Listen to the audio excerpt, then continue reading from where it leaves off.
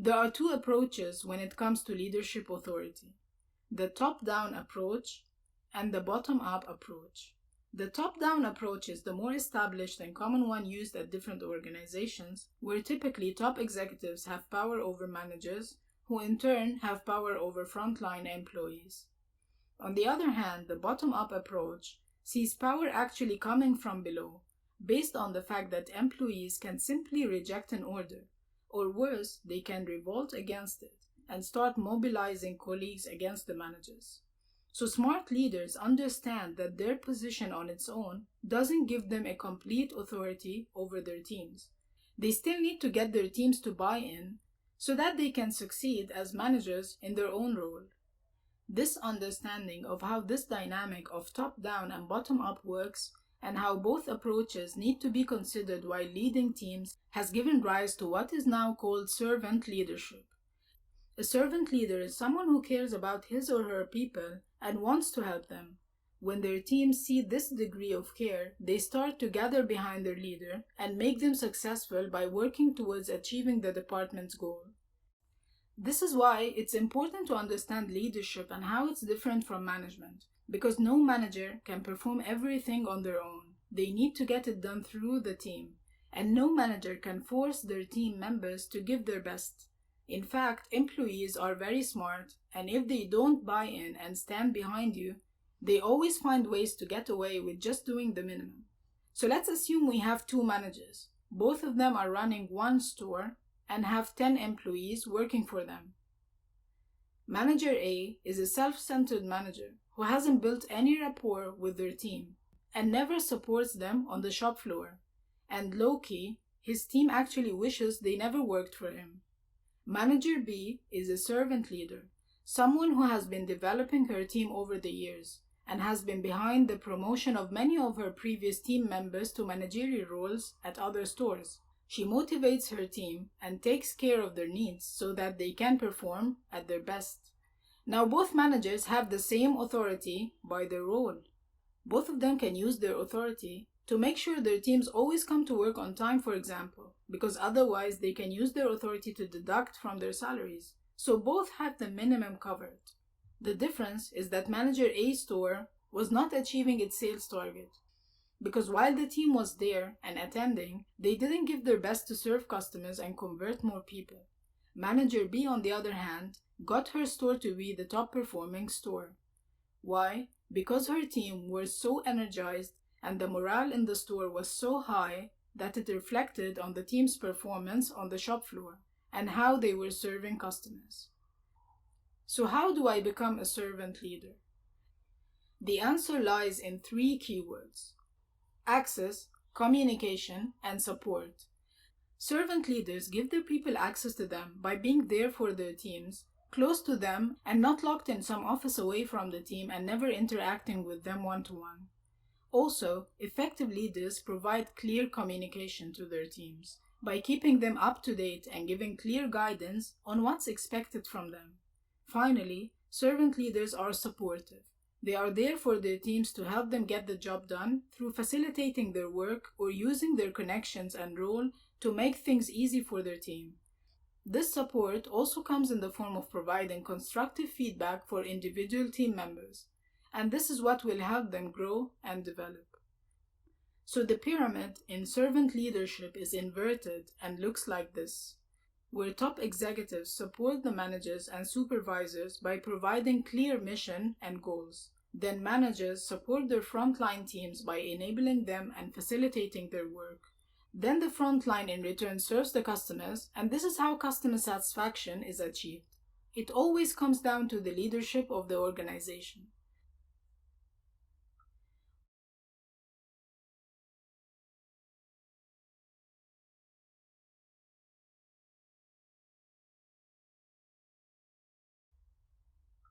We cannot talk about authority without talking about power and its sources. Abraham Lincoln said, "Nearly everyone can stand adversity, but if you want to test a person's true character, give him power." Leaders actually have 2 sources of power: power through the position and title, and power through their own personal qualities. Let's see the types of power under each source. Your position can give you a reward power, where you can ask people to do something and in return promise them a certain reward, for example, a bonus or a promotion. On the other end, you will also have a coercive power, which is the power to punish someone for not doing what you ask them to do. Then there is the legitimate power. Because I am a leader, you have to listen to what I say and do it. And finally, there is the information power, which comes from having access to information that your team doesn't know. On the other hand, you as a person also have power, based on how people view and value you as a person. This source gives you access to other types of power. For example, there is the expert power. People listen to you because they see you as an expert in your field, and this gives you the ability to influence their actions. There is also charisma power, where your charismatic qualities allow you to influence other people and direct their behavior, because they want to follow you.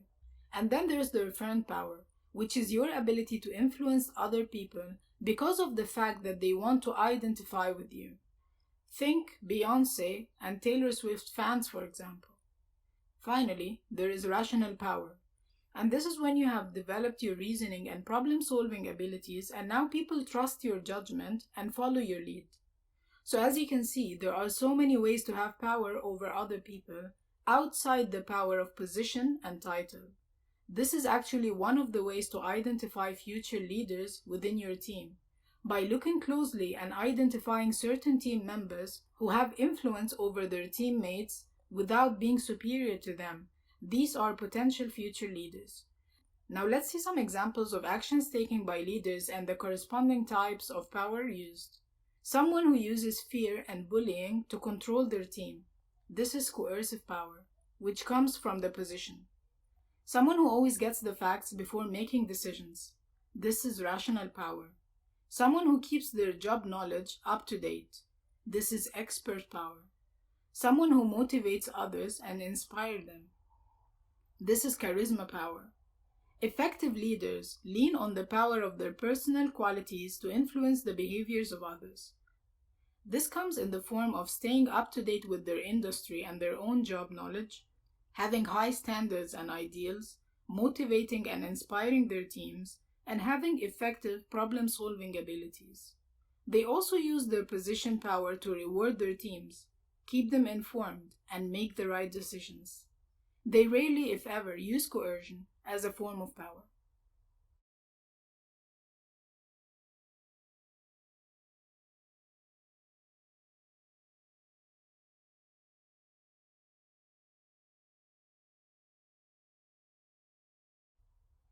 Research has found that employee participation has a positive impact on a company's success.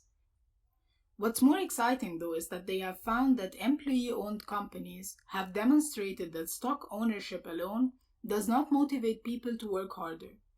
It's their actual participation in running the business, together with stock ownership, that does make the difference. But if we expect our employees to have a sense of ownership, we should admit that we do have a role to play here, and that is empowerment. To understand what empowerment really means, let's review an example from history. An employee at a Ford factory came up with an idea that improved production so much that it saved the company hundreds of thousands of dollars.